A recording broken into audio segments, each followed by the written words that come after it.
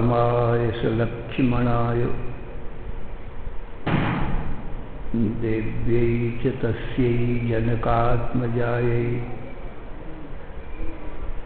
नमोऽस्तु रुद्रेन्द्रयमानिलेभ्यो नमोऽस्तु चन्द्रार्कमरुद्गणेभ्यः नमोऽस्त्वनन्ताय सहस्रमूर्तये सहस्रपादाक्षिशिरोरुवाहवे सहस्रनाम्ने पुरुषाय शाश्वते सहस्रकोटियुगधारिणे नमः। यस्मिन् इदं यतश्चेदं येनेदं य इदं स्वयं यो अस्मात् परस्माच्च परः तं प्रपद्ये स्वयंभुवम्। ॐ नमो ब्रह्मादिभ्यो ब्रह्मविद्या संप्रदायकर्तृभ्यो वंशऋषिभ्यो मद्भ्यो नमो गुरुभ्यः। सर्वोपप्लवरहितः प्रज्ञानघनः प्रत्यगर्थो ब्रह्मैवाहमस्मि। नारायणं पद्मभवं वसिष्ठं शक्तिं च तत्पुत्रपराशरं च व्यासं शुकं गौडपदं महान्तं गोविन्दयोगीन्द्रम् अथास्य शिष्यं श्रीशंकराचार्यम् अथास्य पद्मपादं च हस्तामलकं च शिष्यं तन्त्रौटिकं बालत्रिककारम् अन्यान् अस्मद्गुरून् सन्ततमानतोऽस्मि। श्रुतिस्मृतिपुराणानाम् आलयं करुणालयं नमामि भगवत्पादं शङ्करं लोकशङ्करं। शङ्करं शङ्कराचार्यं केशवं बादरायणं सूत्रभाष्यकृतौ वन्दे भगवन्तौ पुनः पुनः। ईश्वरो गुरुः आत्मेति मूर्तिभेदविभागिने व्योमवद्व्याप्तदेहाय दक्षिणामूर्तये नमः। अशुभानिराविचेष्टि तनोति शुभसन्ततिं स्मृतिमात्रेण यत्पुंसां ब्रह्मतन्मङ्गलं परम्। अतिकल्याणरूपत्वान् नित्यकल्याणसंश्रयात् स्मर्त्रियां वरदत्वाच्च ब्रह्मतन्मङ्गलं विदुः। ओंकारश्चाथ शब्दस्य द्वैतौ ब्रह्मणः पुरा कंठं भित्त्वा विनिर्यातौ तस्मान् माङ्गलिकावुभौ। ॐ तत्सत्परब्रह्मणे नमः। श्रीराम जय जय राम। श्रीराम जय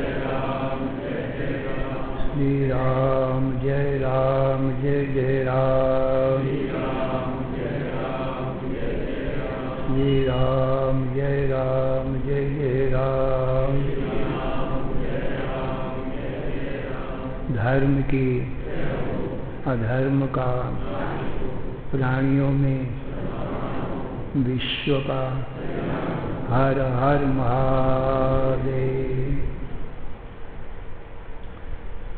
शरण शरण कारण करुण करुणा वर्णालय।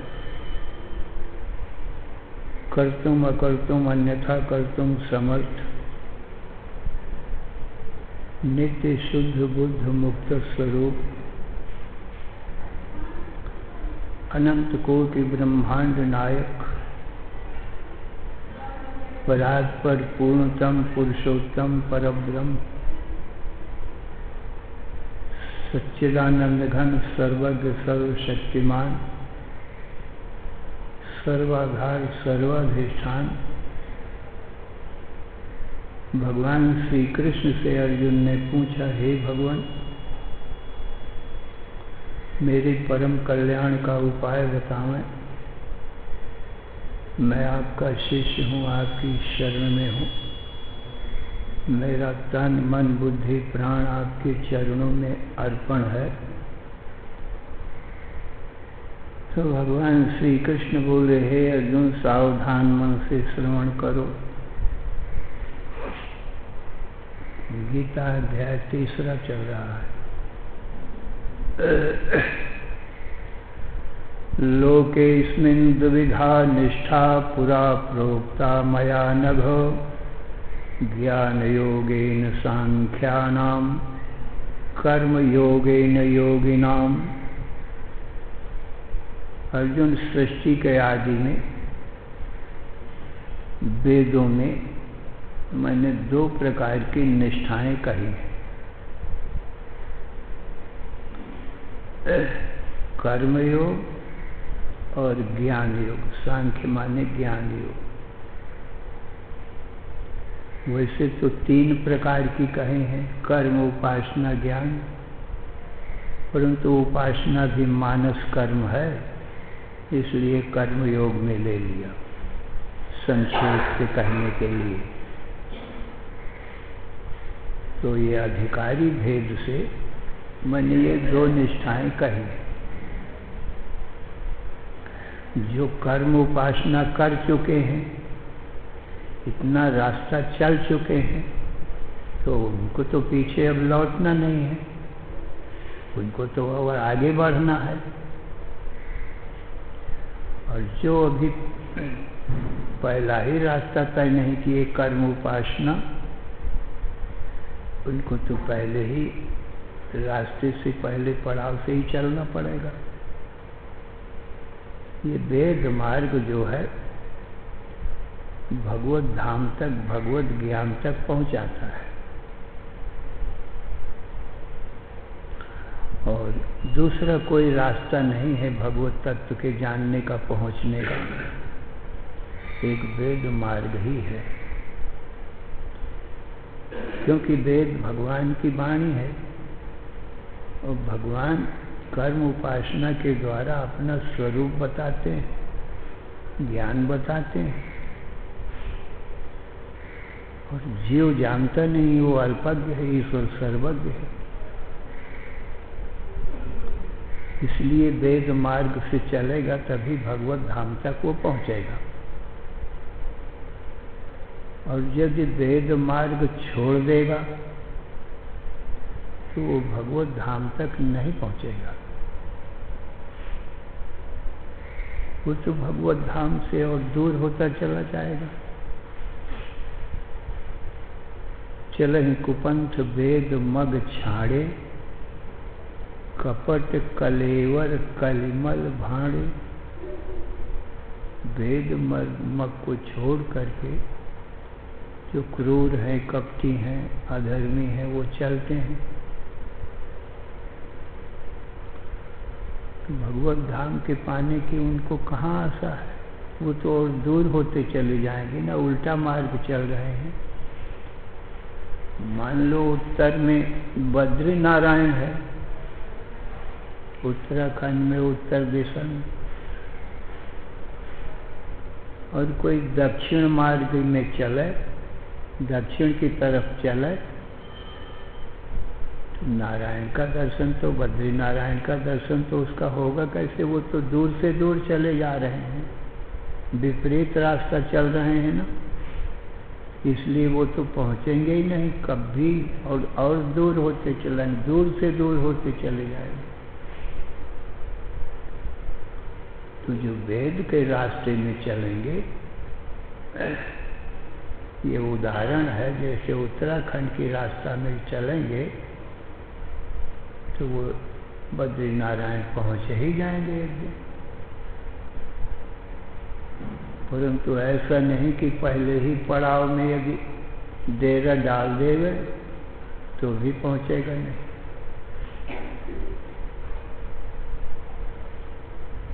क्योंकि कई पड़ाव पड़ते हैं रास्ते में, सभी पड़ाव तय करना पड़ेगा। अंतिम पड़ाव में बद्री नारायण का दर्शन होगा। दूसरे पड़ाव में भी यदि डेरा डाल देवे, आगे ना चले तो भी वहीं पड़ा रहेगा, उसका दर्शन नहीं होगा उसको। पूरा पर्वत पार करना ही पड़ेगा, उसमें चढ़ना ही पड़ेगा, क्योंकि पर्वत के शिखर में जब तक नहीं जाएगा तब तक बद्री नारायण का दर्शन नहीं होगा।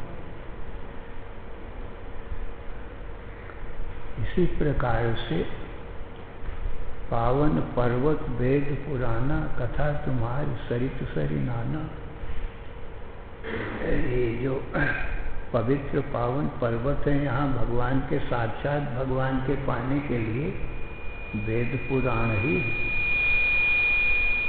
इन पर्वतों में जो बद्री नारायण का दर्शन होता है वो तो बद्री नारायण भगवान की मूर्ति का दर्शन होता है।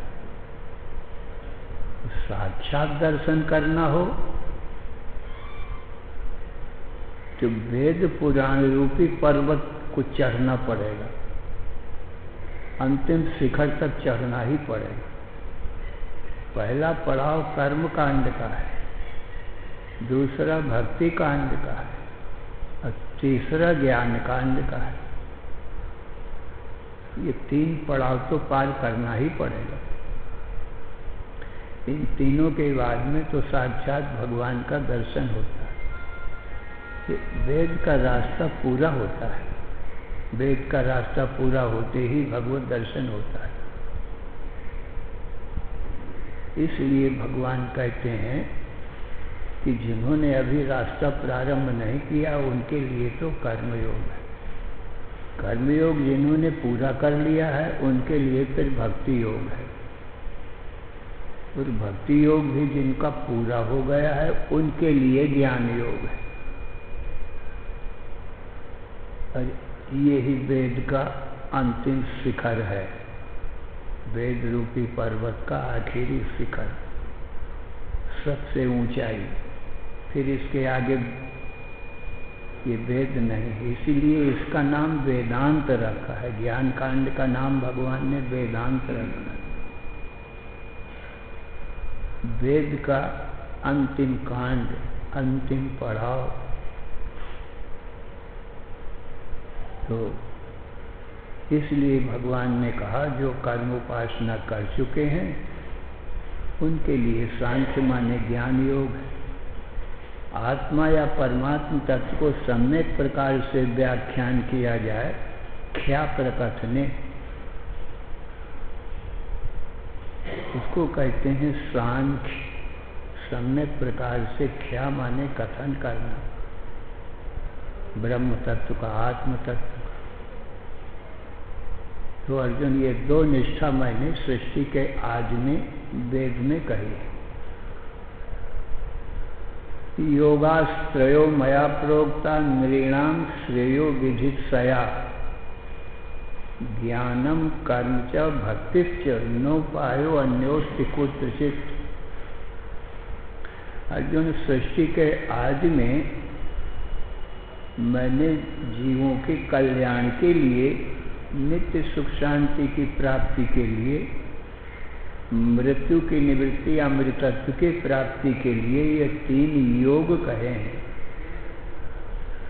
कर्म योग, भक्ति योग और ज्ञान योग। ये 3 योग कहे।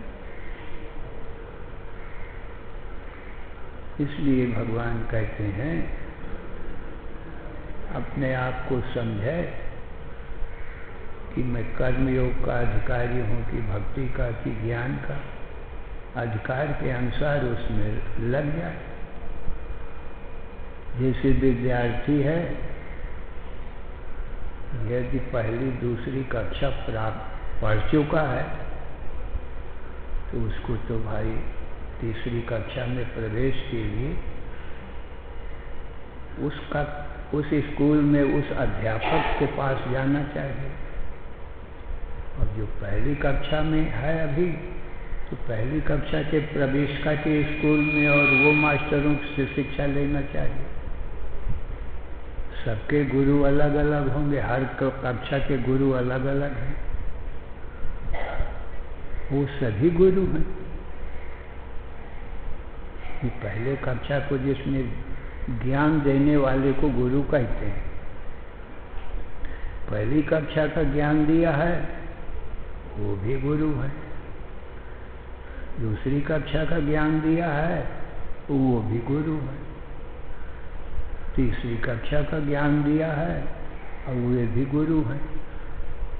परंतु ज्यों-ज्यों आगे बढ़ते जाओ तो गुरु और वो कक्षा और वो पुस्तकें भी वो छूटती चली जाती।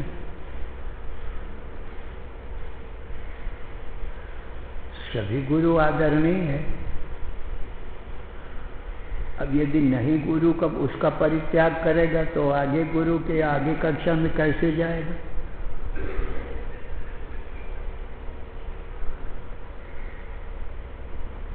इसलिए जिसको अंतिम पढ़ाई तक पहुंचना ही है आखिर, उसको तो उन कक्षाओं को और उन पुस्तकों को और उन गुरुओं को छोड़ना ही पड़ेगा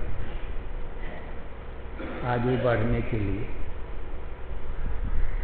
ऐसे ही जैसे कक्षा क्रम होता है ना, तैसे ही ये वेद में भी पहले कर्मकांड के गुरु हैं, जैसे जैमिनी,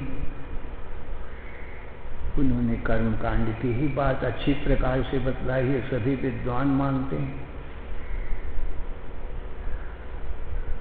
दूसरी कक्षा के बताने वाले जैसे रामानुजाचार्य आदि, वो भक्ति कांड की ही बात बताते हैं। अब जब आगे बढ़ना है तीसरी कक्षा में तो जैसे शंकराचार्य हैं, ये ज्ञान कांड की भी बात बताते हैं। परंतु कर्म उपासना की भी बात, ये मल विक्षेप के दूर करने के लिए तीनों कांड बताते हैं, पर मुख्य ज्ञान कांड है, अंतिम कक्षा। इसलिए सभी गुरु आदरणीय हैं अपनी अपनी जगह पर। जितना जिसने ज्ञान दिया है उतने के गुरु तो वो है ही। इसी प्रकार से माता पिता ने भी बहुत बाल काल में ज्ञान दिया है, इसलिए माता पिता भी गुरु हैं।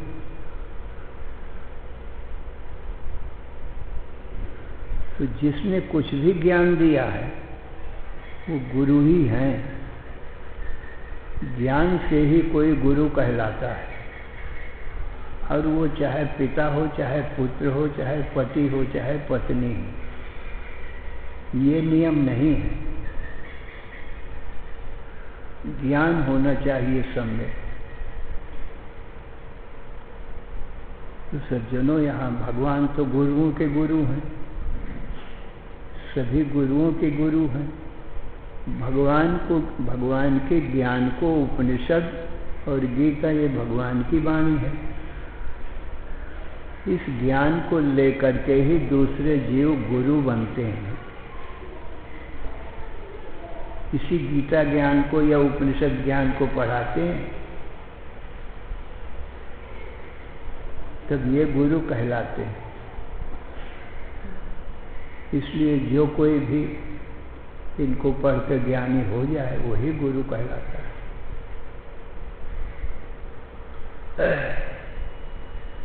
तो लोकेस्मिन् दुविधा निष्ठा पुरा प्रोक्ता मया नघो, ज्ञान योगेन सांख्यानां कर्म योगेन योगिनां, न कर्मणा मनारम्भान् नैष्कर्म्यं पुरुषोऽश्नुते, न च सन्न्यसनादेवो सिद्धिं समधिगच्छति, न हि कश्चित् क्षणमपि जातु तिष्ठत्यकर्मकृत्, कार्यते ह्यवशः कर्मो सर्वा प्रकृतिजैर्गुणैः,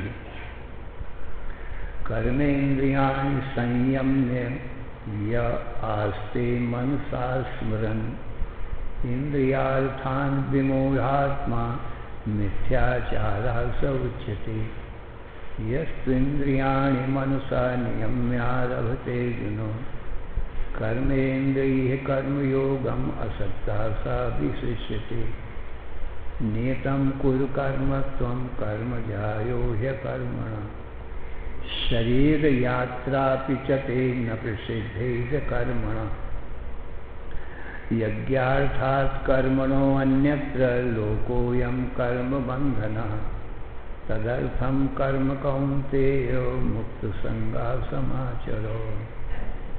यहाँ तक कल हुआ था।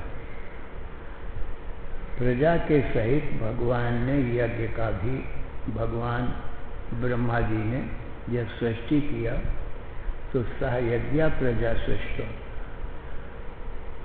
यज्ञ के साथ साथ ही प्रजा की सृष्टि की। सह यज्ञ प्रजा सृष्ट पुरोवाच प्रजापति। फिर प्रजापति ब्रह्मा जी ने प्रजा से कहा, सह यज्ञ प्रजा सृष्टो पुरोवाच प्रजापति अनेन प्रसदिष्यध्वम एषो तुष्ट काम दुखो। ये जो मैंने यज्ञ रचा है इनके द्वारा तुम देवताओं को प्रसन्न करो, उनको तृप्त करो, और देवता लोग तुम्हारी तृप्ति करेंगे, तुमको इच्छित वांछित फल देंगे। तुष्ट काम दुख देवान भावयतानेन ते देवा भावयन्तु परस्परम भावयन्तः श्रेया परमवाप्स्यते। तुम लोग देवताओं के लिए यज्ञ करके उनको तृप्त करोगे, उनको प्रसन्न करोगे, तो देवता लोग भी जलाद दे करके तुम्हारी मनोकामनाओं को पूरी करेंगे, अन्न देंगे, जल के द्वारा ही अन्न होगा। तो देवान भावयताने, इस यज्ञ के द्वारा देवताओं की हित की भावना तुम लोग करो।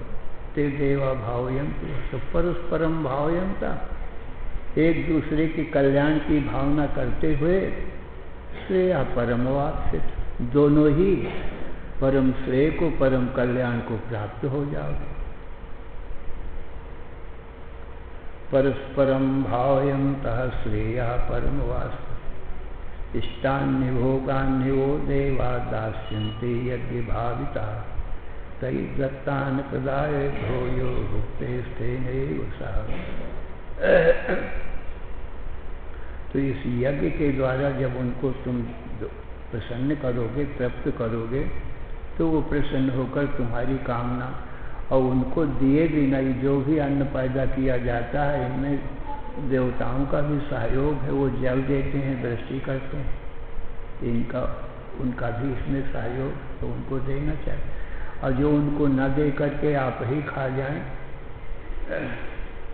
तो वो चोर ही हैं, अस्ते नहीं हैं। यज्ञ सृष्टासना संतो मुच्यते सर्व के विषय भुंजते ते त्वम पापा ये पचन्ते आत्म कारण। देवताओं को देने के बाद, माने यज्ञ करने के बाद जो शेष बचे उसको खाने, वो अमृत भोगी, वो अमृत भोजन। यज्ञ सृष्टासना संतो मुच्यन्ते सर्व के विषय, वो संपूर्ण पापों से मुक्त हो जाते हैं। यज्ञ सृष्टामृत भुजो यान्ति ब्रह्म, यज्ञ सृष्टासना संतो मुच्यन्ते सर्व के विषय भुंजते ते तो कम पापा ये पचन्ते आत्म कारणात्। जो केवल अपने लिए ही पकाते हैं भोजन और आप ही खाते हैं, मानो वो पाप ही को खाते हैं।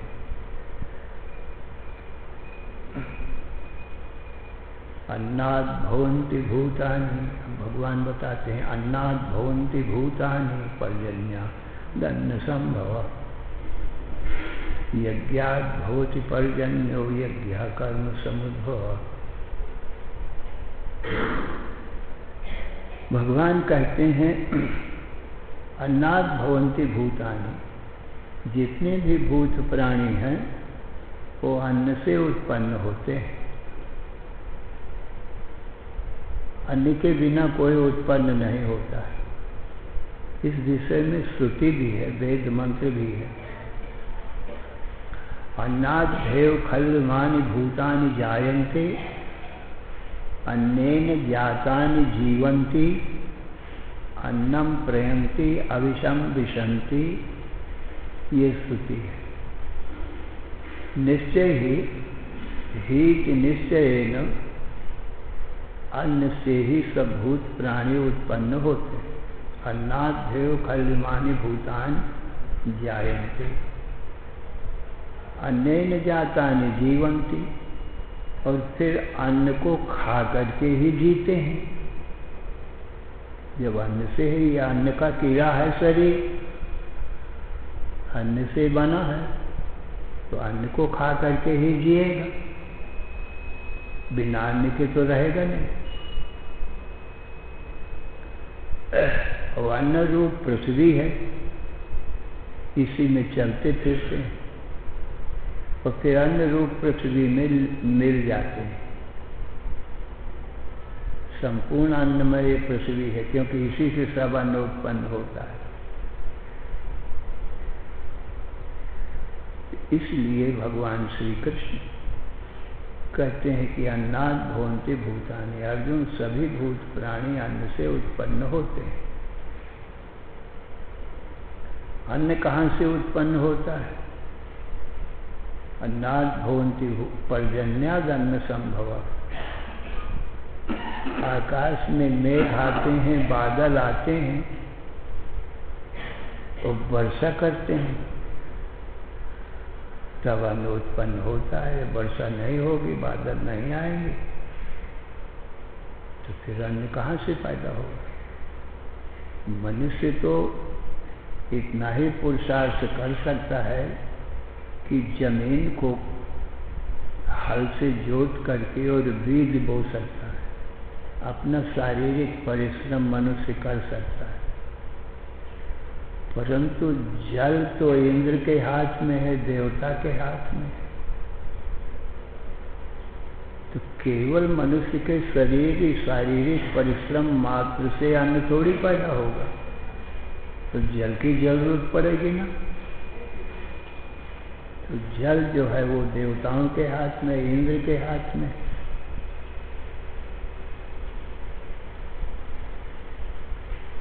इसलिए अन्नाद भवन्ति भूतानि पर्जन्याद अन्न संभव। यज्ञाद भवति पर्जन्यो। वो पर्जन्य कहाँ से, बादल कहाँ से आते हैं? यज्ञ करने से। यज्ञ करके देवताओं को प्रसन्न किया जाता है, तृप्त किया जाता है। यज्ञ तो यहाँ हवन कुंड में अग्नि में डाला जाता है। फिर ये प्रश्न होता है, लोग शंका करते हैं वो स्वर्गलोक में कैसे पहुंचेगा?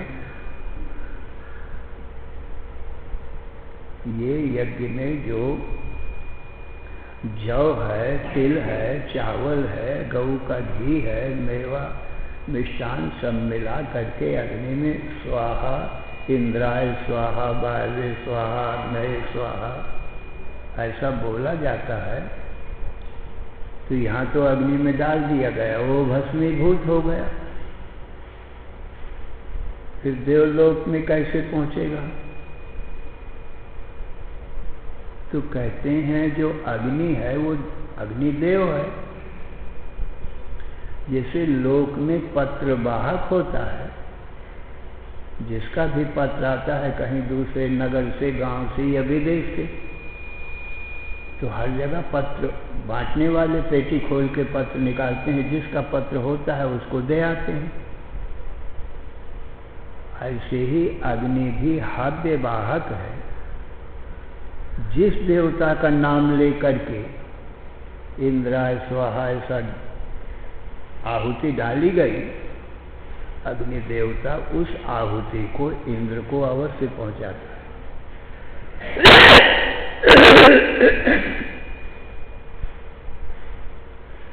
ये बात छांदोग्य उपनिषद में नारद जी ने बताई है कि वो सब लोकों में जाते रहते हैं ना, तो उन्होंने बताया है कि पितृयज्ञ है, देव यज्ञ है, ये सब यज्ञ हैं। और यहाँ पर दिया हुआ पितरों को जो जल पिंड दान दिया जाता है, श्राद्ध में तर्पण किया जाता है, वो पितरों को मिलता है, क्योंकि मैं सब लोकों में जाता रहता हूँ। और देवताओं के निमित्त जो हवन किया जाता है वो देवताओं को मिलता है, क्योंकि मैं स्वर्गलोक में भी जाता रहता हूँ, देवलोक में जाता, इसलिए मुझको पता है। और ये युक्ति है, प्रमाण है। जैसे पत्र वाहक विदेश से आया हुआ पत्र और जिसके नाम आता है उसको वो पहुंचा देते हैं, ऐसे ही हव्य वाहक अग्नि देवता है। अग्नि देवता भी उस देव को, जिस देव के नाम से आहुति डाली जाएगी, उसको पहुंचा देंगे। तो सज्जनों, उस सूक्ष्म अंश से ही देवता तृप्त हो जाते हैं और स्थूल अंश नहीं ले जाते हैं। उस सूक्ष्म अंश जो होता है सार पदार्थ, वो अग्निदेव ले जाता है, उसी से देवता तृप्त होते हैं। स्थूल अंश तो यहाँ जल गया, पर सूक्ष्म अंश थोड़ी जलता है, वो रह जाता है। तो देवता तृप्त होते हैं, उनकी क्षुधा मिटती, उनमें शक्ति आती। तो यज्ञात भवति पर्जन्यो, यज्ञ से पर्जन्य आते हैं, बादल आते हैं। पर्जन्याद यज्ञात भवति पर्जन्यो यज्ञ कर्म समुद्भवा। और यज्ञ कहाँ से होता है? कहा कर्म करने से यज्ञ होता है। यज्ञ के कर्म बताए गए हैं वेदों में। कर्म कहाँ से होता है? यज्ञ संबंधी। कहा सारे ही कर्म यज्ञ संबंधी, ब्राह्मण क्षत्रिय वैश्य संबंधी, आश्रम संबंधी, पिता पुत्र पति पत्नी संबंधी, राजा प्रजा संबंधी, जितने भी कर्म हैं वो सभी वेदों में कहे गए। तो इस प्रकार से यज्ञ संबंधी कर्म वेदों में कहे गए। कर्म ब्रह्मोद्भवम विद्धि, कर्म ब्रह्म नाम यहाँ वेदों का है। और ब्रह्म माने वेद की उत्पत्ति कहाँ से होती है? अक्षर समुद्भवम। अक्षर कहते हैं अविनाशी ब्रह्म को, न क्षरति थी अक्षर, जिसका क्षरण माने नाश नहीं होता। अविनाशी ब्रह्म से वेद उत्पन्न होता है। तस्मात् सर्वगत। अब फिर ब्रह्म की उत्पत्ति होती नहीं, अंतिम ब्रह्म है। ब्रह्म से वेद हुआ, वेद से कर्म हुआ, कर्म से यज्ञ हुआ, यज्ञ से बादल आए, बादलों से वर्षा भई, अन्न भया, और अन्न से सब भूत प्राण पैदा है। तो अंतिम कारण ब्रह्म निकला। तो जो कारण होता है वो कार्य में व्यापक होता है। तस्मात् सर्वगतम ब्रह्मो नित्यम यज्ञे प्रतिष्ठितम। इसलिए ब्रह्म सर्वत्र व्यापक है, तो यज्ञ में भी प्रतिष्ठित। तो ब्रह्म की भी पूजा हो जाती है इस प्रकार से। जिसको तुम दोगे तो ब्रह्म की ही पूजा हो जाएगी, क्योंकि अनेक रूपों में ब्रह्म ही है। देवताओं के रूप में, पितरों के रूप में ब्रह्म है ना। तो ब्रह्म को तृप्ति की जाती है इस प्रकार से। कारण है ना, सब में व्यापक है ना। इसीलिए भगवान कहते हैं सबके उदर में मैं ही व्यापक हूँ, और जो कुछ किसी को तुम खिलाओगे, मनुष्यों को, देवताओं को, पशुओं को, पक्षियों को ना, वो अहम वैश्वानरो भूत्वा प्राणिनाम देहमाश्रिता प्राणापान समायुक्त पचाम्यन्नम चतुर्विधम। वैश्वानर नाम की अग्नि होकर के सबके उदर में मैं विराजमान हूँ। तो तुम जो कुछ उठा करके अन्न खाओगे, दाल भात साग जो कुछ भी, वो मुझे ही पहुँचेगी, क्योंकि जठराग्नि के रूप में तो मैं ही हूँ वैश्वानर। तो 4 प्रकार का अन्न होता है, जो खाओगे तो मैं ही खाऊंगा, जो डालोगे तो मैं ही खाऊंगा। तो किसी को, इसलिए सब यज्ञ ही है। किसी को भी तृप्त करो, मनुष्य को, पशु को, पक्षी को, तो भगवान की तृप्ति होती, क्योंकि सब में भगवान बैठे। श्री राम जय जय राम, श्री राम जय जय राम, श्री राम जय जय राम। धर्म की अधर्म का, प्राणियों में विश्व का, हर हर महादेव।